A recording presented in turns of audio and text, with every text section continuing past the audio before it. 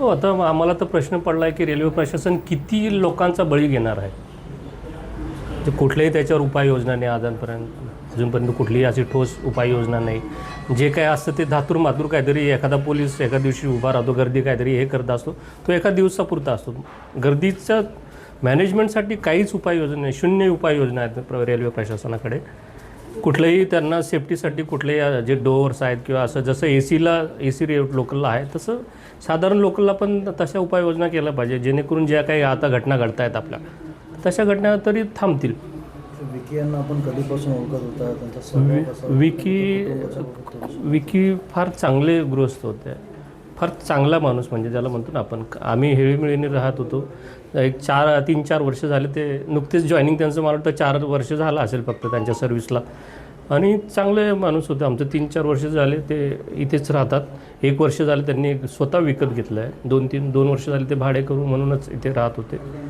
तर फार चांगला माणूस, फार म्हणजे मन मिळावं, कधीही विचारपूस करणार कसे आहेत काय.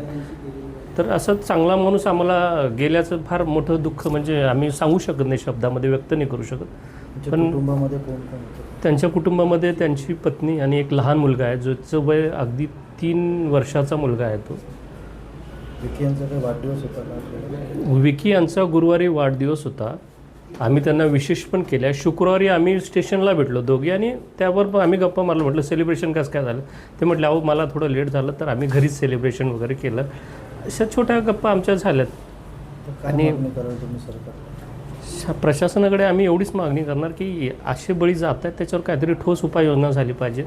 अशा घटना पुढे घडू नये यासाठी काहीतरी उपाययोजना शासनाने व्यवस्थित केली पाहिजे. ते रेल्वे प्रशासन असेल किंवा महाराष्ट्र शासन असेल, यांनी याकडे गांभीर्याने लक्ष दिलं पाहिजे आणि अशा घटना थांबवल्या पाहिजे. देश विदेशातील प्रत्येक घडामोडींचे लाईव्ह अपडेट मिळवण्यासाठी आता साम टीव्हीच्या सर्व सोशल मीडिया प्लॅटफॉर्मला लाईक, फॉलो आणि सबस्क्राईब करा. तसंच सर्व नोटिफिकेशनसाठी बेल आयकॉन प्रेस करायला विसरू नका.